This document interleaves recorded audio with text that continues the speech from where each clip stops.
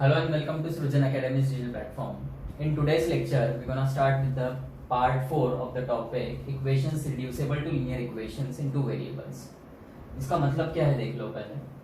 यहाँ पे आप देखोगे तो x और y ये डिनोमिनेटर में, ये वेरिएबल अगर हम ऊपर लिखते हैं तो 148 into x raise to minus 1 होगा, जो हम पिछले टॉपिक में देख चुके हैं कि जो भी वेरिएबल अगर डिनोमिनेटर में रहा और वो हम न्यूमरेटर में लेके जाते हैं तो उसके जो भी पावर्स रहते हैं, जैसे यहाँ पे कोई पावर नहीं है मतलब 1 है तो इनके साइन चेंज होते हैं। अगर वो प्लस रहा तो माइनस हो जाएगा, माइनस रहा तो प्लस होगा।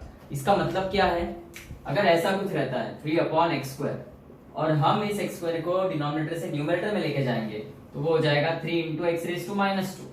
ओके, और जो पावर्स है वो निगेटिव नहीं होना हमें वेरिएबल्स की, क्योंकि अलजेब्राइक एक्सप्रेशंस में निगेटिव पावर्स नहीं लेते हम वेरिएबल्स की, एक्सप्रेशंस और इक्वेशंस दोनों में।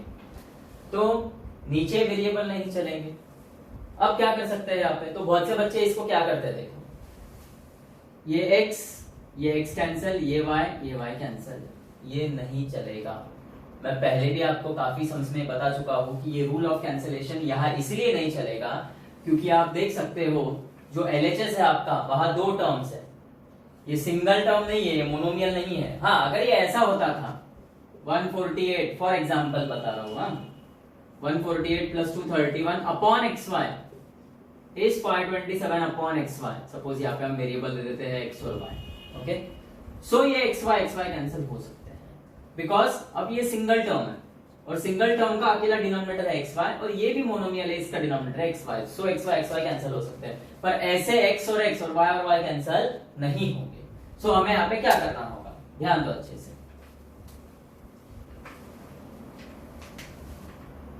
This is x, this is y, this is x। जैसे कि आपने देखा हम इस सब में ये x और ये y डायरेक्टली कैंसिल नहीं कर सकते हैं। वैसे ही जैसे हमने पिछले सम्स में देखा है, हम डायरेक्टली सब्स्टिट्यूट करते थे, put 1/x is a and 1/y is b। पर इस सब में हम ये भी नहीं कर सकते हैं। क्यों? अगर हमने 1/x को a और 1/y को b लिया सपोज, तो हमारा ये इक्वेशन तो हो जाएगा 148a no doubt plus 231b is equal to 527 1/x के जगह a और 1/y के जगह b, ये ab वाला टर्म आ जाएगा और ये हमें कांस्टेंट टर्म चाहिए विदाउट वेरिएबल। ओके, सो हम इस समय 1/x से 1/y भी नहीं पुट कर सकते हैं। हम वो कब कर सकते हैं, अगर ये सम ऐसा होता था 148/x plus 231/y is equal to 527। अगर ये सब ऐसा होता था तो हम 1/x को a लेते थे और 1/y को b लेते थे, जो हम पहले सम्स में कर चुके हैं। तो अब इस सम में आपने दो चीजें देख ली कि ये xy कैंसिल आउट नहीं होंगे, क्यों नहीं होंगे वो भी मैं बता चुका हूं आपको, और 1/x को a और 1/y को भी हम b नहीं ले सकते, क्यों नहीं ले सकते ये यहाँ पे बता दिया है। तो अब क्या कर सकते हैं इस सम में, ध्यान दीजिए अच्छे से।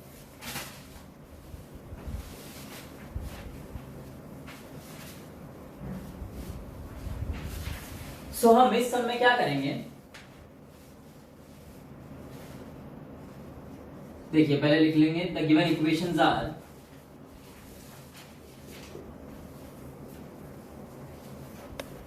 (148/x plus 231/y is 527/xy and 231/x plus 148/y is 610/xy। तो ये सम काफी आसान है, इसमें हम बस क्या करेंगे, ये y इधर लेके जाएंगे और ये x इधर, जिसे हम क्रॉस मल्टीप्लिकेशन कहते हैं। 148y प्लस 231x अपॉन ये आपस में भी मल्टीप्लाई होंगे xy is equal to 527/xy and 231y plus 148x upon xy is 610/xy। तो आप देखिए ये xy कैंसिल होगा और ये इक्वेशन में ये xy कैंसिल होगा। जैसे मैं पहले भी आपको बता चुका हूँ, रूल ऑफ कैंसिलेशन ये है कि इक्वल टू के अपोजिट साइड्स अगर दो टर्म्स है, ओके, तो डिनोमिनेटर का डिनोमिनेटर कैंसिल होता है, न्यूमरेटर का न्यूमरेटर। बस शर्त एक ही है कि जो भी आप टर्म्स या नंबर्स कैंसिल कर रहे हो वो किसी और के साथ एडिशन या सब्ट्रैक्शन में ना रहे।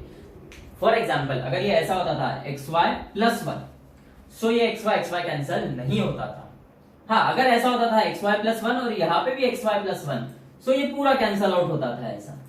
ओके, तो ये रूल ऑफ कैंसिलेशन भी आपके समझ में आ रहा है। हाँ, यहाँ पे है एक्स वाई और हम ये कैंसिल कर चुके हैं।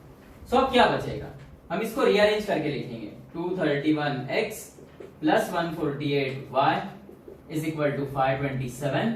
इसे आप 1 नाम दे दीजिए और इसे भी रीअरेंज करके लिखेंगे 148x प्लस 231y इज 610। अब देखिए आप, ये दोनों ही इक्वेशंस में कोएफिशिएंट्स इंटरचेंज हुए। फर्स्ट इक्वेशन में x का कोएफिशिएंट 231 है, वो सेकंड में y का कोएफिशिएंट हो गया 231, और फर्स्ट इक्वेशन में जो y का कोएफिशिएंट 148 है, वही सेकंड इक्वेशन में x का कोएफिशिएंट हो गया 148। और हम ये सम जैसे देख चुके हैं, जब कोएफिशिएंट्स इंटरचेंज होंगे तब आपको एक बार एडिशन करना और एक बार सब्ट्रैक्शन करना है, और एक बार एडिशन एक बार सब्ट्रैक्शन करके आपको दो इक्वेशंस और मिलेंगे, जिन्हें आप ऐड या सब्ट्रैक्ट करोगे उसपे से आपको x और y का वैल्यू मिल जाएगा। तो वो आप करके देखिए, क्योंकि ऐसे सम हम पिछले पार्ट में या पिछले वीडियोस में देख चुके हैं। पहले आप वो वीडियोस देख लीजिए, फिर आपको ये आंसर बराबर आ जाएगा। इसका मैं फाइनल आंसर आपको बता देता हूँ। सो आप ये सॉल्व कीजिए। अब जब आप सॉल्व करोगे तो आपका फाइनल इक्वेशन आंसर आएगा 21 is the required solution. Next sum 7x minus 2y upon xy is 5 and 8x plus 7y upon xy is 15। अब देखिए, जो पिछला सम हमने देखा था वो सम में x और y सेपरेटली दो टर्म के नीचे थे, और ये xy मल्टीप्लिकेशन में इधर था। ये टर्म थोड़ा अलग है। इसमें बच्चे एक मिस्टेक करते हैं, वो ये x और ये x और ये y कैंसिल करते हैं। ऐसा कैंसिलेशन नहीं होता है। माना कि इक्वल टू के same side cancellation numerator denominator में होता है, पर एक बात पे आप गौर कीजिए, जो मैं बार बार आपको बोल रहा हूं, कि जो भी आप टर्म कैंसिल करते हो वो किसी और के साथ सब्ट्रैक्शन या एडिशन रिलेशन में नहीं चाहिए। माना कि ये x 7 के साथ मल्टीप्लिकेशन में है और ये पूरा का पूरा टर्म यहाँ पे सब्ट्रैक्शन रिलेशन में है। हाँ, अगर ये ऐसा होता था, सपोज, तो हम ये x और ये x कैंसिल कर सकते थे, क्योंकि ये ब्रैकेट आ गया, मतलब ये एक टर्म हो गया और ये मल्टीप्लिकेशन है। यहाँ पे एडिशन या सब्ट्रैक्शन की साइन नहीं है, मतलब ये 7x और ये ब्रैकेट, ये तीनों ही एक दूसरे के साथ मल्टीप्लिकेशन में है। तब हम ये x और ये x कैंसिल कर सकते हैं, पर अभी ये x ये y कैंसिल नहीं होगा। सो हम क्या करेंगे, हम ऐसा भी नहीं कर सकते कि पुट 1/x is a और 1/y is b, क्योंकि यहाँ पे x न्यूमरेटर और x और y न्यूमरेटर में भी है, तो 1/x is a 1/y b लेंगे, तो ये x और ये y का क्या होगा। नेक्स्ट, हम ये xy यहाँ पे भी नहीं लेके जा सकते। क्या करेंगे वो लेके जाके, हम क्या हो जाएगा, अगर हम xy उधर लेके चले गए तो टर्म क्या हो जाएगा, 7x minus 2y is 5xy। हमें कैसा टर्म चाहिए, 7x minus 2y is equal to constant, फाई चाहिए, प्योर कांस्टेंट चाहिए, वहां पे कोई वेरिएबल नहीं चाहिए। अगर हम ये वो साइड लेके जा सकते हैं, ऐसा नहीं कि नहीं लेके जा सकते, क्योंकि देखिए ये होल ये मोनोमियल है और ये xy होल डिनोमिनेटर है, तो ये xy उधर मल्टीप्लाई हो सकता है, नो डाउट, xy उधर मल्टीप्लाई हो सकता है, कोई प्रॉब्लम नहीं, लेकिन मल्टीप्लाई करके हम करेंगे क्या। सो अब ये सब में हम क्या करेंगे, देखो, द गिवन इक्वेशंस आर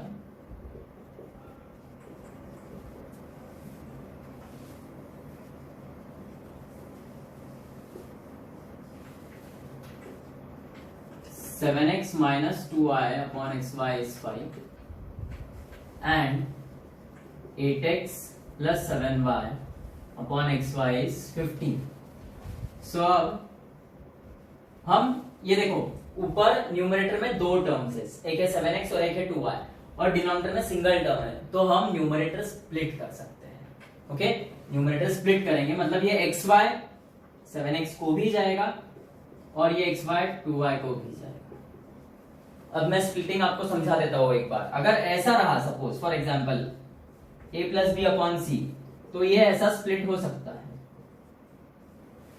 अगर ये ऐसा रहता है a plus B square upon suppose C cube, तो भी ऐसा स्प्लिटिंग होता है, a upon C cube plus B square upon C cube. Okay, हमेशा स्प्लिट न्यूमरेटर होता है, आप देखिए ये गलती नहीं करना। अगर ऐसा रहता है suppose a upon B plus C, तो आप उसको a upon B plus a upon C ऐसा नहीं लिख सकते हो। डिनोमिनेटर स्प्लिट नहीं होता है, न्यूमरेटर ही स्प्लिट होता है।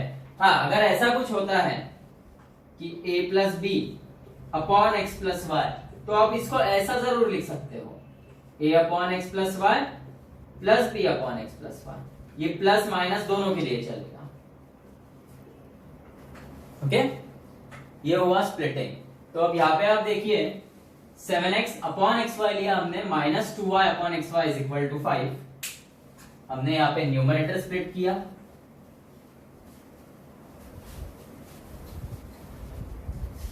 वैसे ही हम यहां लिखेंगे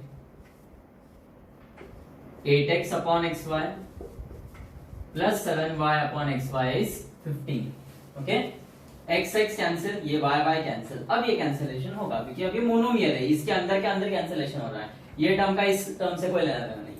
तो अब ये बचेगा 7 upon y minus 2 upon x is 5 and 8 upon y plus 7 upon x is equal to 15। और अब यहां पे आपको सब्स्टिट्यूशन करना होगा। Substitute 1 upon x is a and 1 upon y is b। So ये 7 अपॉन y है, मतलब 7 इंटू 1 अपॉन y, तो ये हो जाएगा 7b minus 2 upon x and 2 into 1 upon x, 1 upon x is a minus 2a is 5 and ये हो जाएगा 8b plus 7a is equal to 15। इसको हम रीअरेंज करेंगे, that is minus 2a plus 7b is 5, 1 नाम दे दीजिए आप, and 7a plus 8b is 15, इसे 2 नाम दे दीजिए। अब आप देखिए यहाँ दो इक्वेशन है, minus 2a plus 7b is 5, 7a plus 8b is 15। ये दो इक्वेशन हमें सॉल्व करना है। ऑब्वियसली हमारे पास 4 मेथड्स है, substitution, elimination, graphical and Cramer's. हम इसे एलिमिनेशन से सॉल्व करेंगे। अब आप देखते हो अगर फर्स्ट टर्म में a जो है उसका साइन माइनस है और सेकेंड इक्वेशन में a का साइन, सॉरी ये फर्स्ट इक्वेशन में a का साइन माइनस है और सेकेंड इक्वेशन में a का साइन प्लस है। अगर आपको a एलिमिनेट करना है तो आपको एडिशन करना होगा, और अगर आप b एलिमिनेट करना चाहते हो तो फर्स्ट इक्वेशन में b का साइन पॉजिटिव है और सेकंड इक्वेशन में भी b का साइन पॉजिटिव है। साइन सेम है तो आपको सबट्रैक्शन करना होगा अगर b एलिमिनेट करना है तो। हम यहाँ पे a एलिमिनेट करेंगे। एलिमिनेट करने से पहले हमें उनके कोएफिशिएंट सेम करना होंगे। जैसे a का कोएफिशिएंट 7 है सेकंड टर्म में और फर्स्ट टर्म में a का कोएफिशिएंट है 2, माइनस साइन बाजू में रख दो। अभी a का कोएफिशिएंट है 2 और 7 का एलसीएम होगा 14। तो इस फर्स्ट टर्म में a का कोएफिशिएंट हमें 14 करना है तो इसे मल्टीप्लाई बाय 7 करना होगा। अब देखिए मल्टीप्लाई इक्वेशन 1 बाय 7,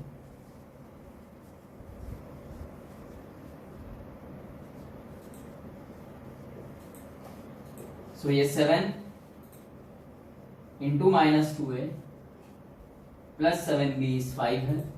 सो ये हो जाएगा माइनस 14a प्लस 7 7 जा 49b इस 7 5 जा 35। आप इसे 3 नाम दे दीजिए।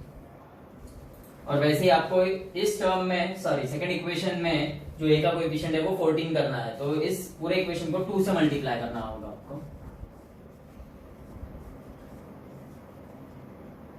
मल्टीप्लाई इक्वेशन 2 बाय 2, ये हो जाएगा 2 into 7a plus 8b is 15, for 7 2 14 है प्लस 16b इज 15 2 30। इसे आप 4 नाम दे दीजिए। अब हम क्या करेंगे, थर्ड इक्वेशन में माइनस 14 वाला टर्म है और फोर्थ इक्वेशन में प्लस 14 वाला, तो एडिंग 3 एंड 4।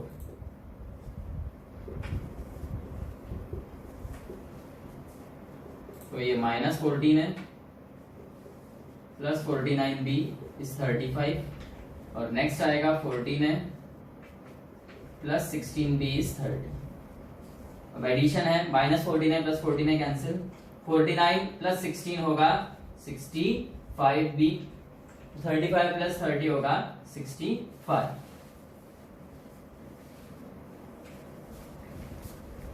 तो अब देखिए अभी इधर b will be 65 upon 65, so b will be 1. अब put b is equal to 1 in any of this equation, first second third fourth कहीं भी आप डालिए। अब हम फर्स्ट में डालेंगे -2a प्लस 7 इंटू बी के जगह 1 is equal to 5। So -2a is 5, 7 one 7 है, ये LHS में था, RHS में जाएगा, प्लस था तो माइनस हो जाएगा, तो -2a will be -2, 5 - 7 is -2, minus minus sign cancel, a is 2, ये मल्टीप्लिकेशन में वो साइड आया तो division, so a will be 1। अब हम रीसब्स्टिट्यूट करेंगे,